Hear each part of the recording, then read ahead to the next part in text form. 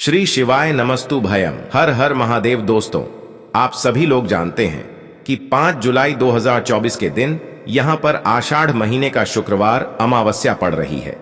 इसीलिए दोस्तों, इस दिन का महत्व बहुत ही ज्यादा बड़ा होता है और इस दिन आप लोगों को एक चुटकी काला तिल वाला उपाय जरूर करना चाहिए, जो कि पंडित जी ने अपनी अभी की ही कथा में यहां पर बताया हुआ है।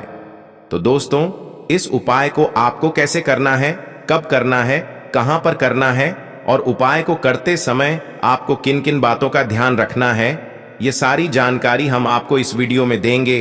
तो चलिए दोस्तों, उपाय को शुरू करते हैं। देखिए, यह दिन इतना खास होता है, इतना महत्वपूर्ण होता है।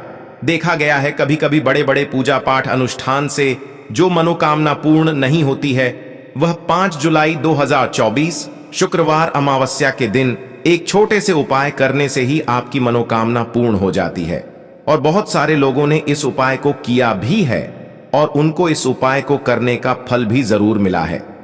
अगर आप लोग भी इस उपाय को वह 5 जुलाई 2024 आषाढ़ महीने का शुक्रवार अमावस्या के दिन करना चाहते हैं, तो आप इस उपाय को पहले अच्छे से समझ लेना, सुन लेना, उसके बाद करना। आपको इस उपाय का फल जरूर मिलेगा। और इस उपाय को करने से आपके घर में चाहे किसी भी प्रकार की दुख और समस्या क्यों ना चल रही हो, आपको उसका कारण भी नहीं पता है कि भाई यह समस्या किस कारण से चल रही है, उसका कुछ भी कारण हो सकता है। जैसे पितृदोष हो सकता है या किसी भी तरह का मंगल दोष भी हो सकता है, और भी बहुत तरह के दोष होते हैं, कुछ भी हो सकता है। पर आपको इस उपाय को करने के लिए अपने दोष को पता लगाने की भी जरूरत नहीं है। 5 जुलाई 2024 आषाढ़ महीने का शुक्रवार अमावस्या के दिन इस एक चुटकी काला तिल वाला उपाय को आप लोगों को कर लेना है। दोस्तों, अब हम समझते हैं इस वाले उपाय को हमें करना किस समय है। तो सबसे पहली बात दोस्तों, हम समझते हैं कि यह एक चुटकी काला तिल वाला उपाय करना किसको है। तो देखिए, यहां पर सीधी सी बात है कि यह एक चुटकी काला तिल वाला जो उपाय है, यह किस लिए किया जा रहा है। यह मनोकामना को पूर्ण करने के लिए किया जा रहा है, या आपके जीवन में जो दुख और परेशानियां हैं उनको दूर करने के लिए किया जा रहा है, या आपका कोई बड़ा काम है जो कि नहीं हो पा रहा है, आप उसके लिए इस उपाय को कर सकते हो। तो सीधी सी बात यह है कि आप अपनी किसी भी प्रकार की मनोकामना के लिए इस वाले उपाय को कर सकते हो। तो यह उपाय वह व्यक्ति कर सकता है जिस व्यक्ति को अपनी किसी भी प्रकार की मनोकामना भगवान शिव जी से पूर्ण करवानी हो। और अगर कोई भी माताएं बहनें जो है अपने घर की सुख और शांति के लिए, घर में धन समृद्धि को बढ़ाने के लिए वाला उपाय करना चाहती हैं, तो घर की जो बड़ी माताएं बहनें होंगी वह इस एक चुटकी काला तिल वाला उपाय को विशेष रूप से करें, क्योंकि माताएं बहनें घर की लक्ष्मी होती हैं। और जब घर की लक्ष्मी कोई विशेष उपाय करती है तो उसका फल ही बहुत जल्दी मिल जाता है और बहुत बड़ा होकर मिलता है। अन्यथा इस उपाय को कोई भी व्यक्ति कर सकता है, चाहे वह बड़ा हो, चाहे वह छोटा हो, चाहे वह बच्चा हो। जिस व्यक्ति को यह एक चुटकी काला तिल वाला उपाय समझ आ गया, वह व्यक्ति इस एक चुटकी काला तिल वाला उपाय को 5 जुलाई 2024 शुक्रवार अमावस्या के दिन जरूर करें, क्योंकि उसको इस उपाय को फल बहुत ही जल्दी मिल जाएगा। क्योंकि शुक्रवार अमावस्या के दिन भगवान शिव जी बहुत आसानी से प्रसन्न हो जाते हैं। तो आइए अब हम समझते हैं कि इस एक चुटकी काला तिल वाला जो उपाय है आपको करना कैसे है, और इस उपाय को करने का जो समय है वह क्या है। तो देखिए, इस 5 जुलाई 2024 आषाढ़ महीने का शुक्रवार अमावस्या के दिन किए जाने वाले यह एक चुटकी काला तिल वाला जो उपाय है, यह मुख्य रूप से सुबह के समय होगा। किस समय होगा? सुबह के समय होगा। आपको कोशिश यही करनी है कि सुबह के समय हम इस एक चुटकी काला तिल वाला जो उपाय है को कर लें। पर किसी कारणवश अगर आप सुबह इस उपाय को ना कर पाओ, आपको कहीं काम से जाना हो या किसी और काम की वजह से आप उपाय को ना कर पाओ, तो आपके पास फिर दूसरा मौका रहेगा, जो कि शाम के समय का रहेगा, प्रदोष काल का रहेगा। अब भाई, प्रदोष काल का समय भी एक बहुत ही लोगों के मन में प्रश्न बन जाता है कि भाई यह समय होता कब है, कितने बजे से लेकर कितने बजे यह समय होता है, ताकि हमें उपाय के लिए जो है करने का समय पता लग जाए। तो हम आपको बता दें, प्रदोष काल का जो एक समय होता है, शाम का समय, वो होता है शाम के 6 बजे से लेकर शाम के 7 बजे के बीच का। इस समय के बीच में आप उपाय को करेंगे तो आपको उस उपाय का जरूर फल मिलेगा। तो शाम के 6 बजे से लेकर शाम के 7 बजे के बीच में आप लोग इस एक चुटकी काला तिल वाला जो उपाय है को कर सकते हो। तो भैया, बहुत सारे लोग यहां पर यह प्रश्न भी जरूर करेंगे कि भाई हम तो नौकरी पर जाते हैं, हम अपनी ड्यूटी पर जाते हैं और आने में हमें देर हो जाती है, तो उस जगह पर हमें क्या करना चाहिए। तो देखिए, उन लोगों को भी टेंशन लेने की जरूरत नहीं है। अगर आप लोग इस उपाय को शाम के समय प्रदोष काल में कर रहे हैं और अगर आप आने में देरी भी हो जाती है, आपको आने में 7 बजे तक आप नहीं पहुंच पाते हो, तो भाई आप 7 या रात 8 बजे तक भी अगर उपाय को करोगे तो भी चल जाएगा। और अगर इससे भी थोड़ा देर हो जाती तो भी आप उपाय को कर सकते हो, क्योंकि 5 जुलाई 2024 आषाढ़ महीने का शुक्रवार अमावस्या का दिन है। यह दिन बहुत ही कम आता है पूरे साल भर में, इसलिए जब आपको मौका मिल जाए, जब आप इस उपाय को जरूर कर लेना। कोई भी उपाय हो, आप कभी भी कर सकते हो। शुक्रवार अमावस्या के दिन बस कोशिश करना कि समय के थोड़ा मतलब अंतर्गत ही कर लो, पर किसी कारणवश अगर ना कर पाओ तो फिर आप थोड़ा देरी से भी कर सकते हो। आपको उपाय का फल जरूर मिलेगा। आषाढ़ महीने की जो अमावस्या होती है, यह अपने आप में बहुत ही ज्यादा उत्तम होती है, क्योंकि आषाढ़ का ही एक ऐसा महीना होता है जिसमें महादेव और श्री हरि विष्णु का पूजन एक साथ किया जाता है। और अमावस्या का दिन ही एक ऐसा दिन होता है जिस दिन हम अपने पितरों को प्रसन्न कर सकते हैं और उनसे जुड़े हुए उपाय कर सकते हैं। अब देखिए, बहुत सारे लोग हैं जिन्हें आइडिया भी नहीं होता है, जिन्हें थोड़ा सा भी अंदाजा नहीं होता है कि पितृ अगर हमारे हमसे नाराज हो जाए, ना तो जीवन में दुख ऐसे आते हैं, ना कि हर जगह से हर तरफ से जीवन में दुख आता है। व्यक्ति अपने जीवन में पैसे को लेकर भी परेशान है, उसके पास पैसा आता भी नहीं है, आता है तो उसका पैसा खर्च बहुत होता है ना। साथ ही साथ उस घर के बच्चों के अंदर आपको चिड़चिड़ा स्वभाव बहुत दिखेगा।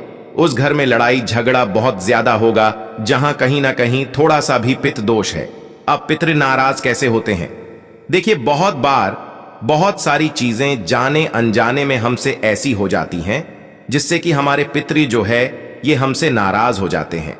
अब हमेशा आप ध्यान रखें कि कितने भी उपाय आप कर ले, कितनी भी पूजा पाठ कर लें, पितरों को प्रसन्न करना बहुत जरूरी होता है ना। पूजा पाठ भी बहुत जरूरी होती है। उसी तरह से हमेशा अपने पितरों को प्रसन्न करना चाहिए, क्योंकि अगर आपके पितृ प्रसन्न रहेंगे तो आपके जीवन में सब कुछ उत्तम होता है। तो चलिए बात कर लेते हैं, कौन सा उपाय है और कैसे करना है, और कौन सी चीज है जो आपको जल में डालकर नहानी है। और इस चीज को मात्र डालकर स्नान करने से ऐसा समझिए कि आपका जो भाग्य है उसमें बहुत वृद्धि हो जाएगी और आपके जीवन में पितृदोष तो दूर होगा ही लौटकर।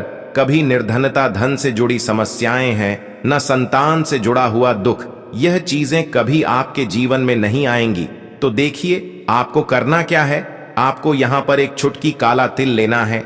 अब यह जो काला तिल होता है यह श्री हरि विष्णु से भी जुड़ा हुआ है, और काला तिल जो होता है यह हमारे पितरों से भी जुड़ा हुआ है। जितने भी उपाय हम अपने पितरों को प्रसन्न करने के लिए लेते हैं, है ना, करते हैं, मतलब जितने भी उपाय उसमें तिल जरूर होता है, काला तिल। सफेद तिल की बात नहीं कर रहे हैं। 2 तिल होते हैं ना, एक काला एक सफेद, तो एक चुटकी काला तिल लेना है। और जिस जल से आप स्नान करते हैं उसमें एक चुटकी काला तिल आपको डालकर ही स्नान करना है। अमावस्या की तिथि, जिस दिन अमावस्या की तिथि है उस दिन, और साथ ही साथ आपको थोड़ा सा गंगा जल भी डालना है। देखिए, जब भी आप जैसे आपके घर के आसपास कहीं भी मान लीजिए पवित्र नदी नहीं है, गंगा माता नहीं है, तब आप क्या करेंगे? गंगा जल तो हर किसी के घर में होता है ना, थोड़ा सा ही आपको गंगा जल डालना है, एक चुटकी काला तेल डालना है और हर हर गंगे बोलकर आपको स्नान करना है। इतना उपाय आप कर लीजिए और फिर देखिए आपके जीवन में कैसे चमत्कार होता है। यहाँ पर आपके पितृ भी आपसे प्रसन्न होते हैं, श्री हरि विष्णु की कृपा आपको मिलती है।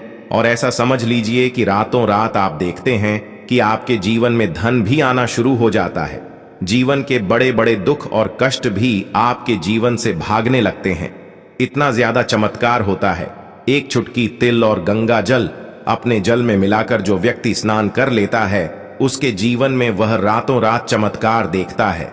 तो जो लोग चाहते हैं न कि जीवन से हर तरह का दुख दूर हो जाए, हर तरह की समस्या, परेशानी, कष्ट दूर हो जाए, उन्हें तो विशेषकर आषाढ़ महीने की अमावस्या के दिन एक चुटकी तिल डालकर और गंगा जल डालकर स्नान जरूर करना चाहिए। करके देखिए, इस बार आप अमावस्या पर खुद अपने जीवन में बहुत बड़ा बदलाव और चमत्कार देखेंगे।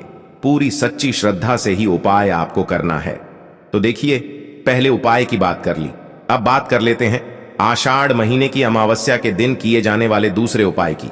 अच्छा, जो दूसरा उपाय आपको बताने जा रहे हैं, ये विशेषकर उन लोगों के लिए है जो लोग कहते हैं कि हमारे घर में क्लेश बहुत बहुत होता है, घर में गरीबी बहुत छाई रहती है, निर्धनता छाई रहती है ना, घर में बहुत ज्यादा पैसों की कमी रहती है, घर में बहुत ज्यादा फिजूल खर्ची होती है। तो जो लोग कहते हैं ना कि पैसा आता है खर्च हो जाता है, वो लोग अलग हैं। लेकिन कुछ लोग कहते हैं कि घर में पैसा ही नहीं आता है, खर्च कहां से होगा, पैसा ही नहीं आ रहा है ना। तो जिनके घर में बिल्कुल पैसा आना बंद हो गया है, उन्हें आषाढ़ अमावस्या के दिन ये दूसरा उपाय करना है, क्योंकि अमावस्या की जो तिथि होती है यह श्री हरि विष्णु को भी समर्पित होती है और हमारे पी को समर्पित होती है।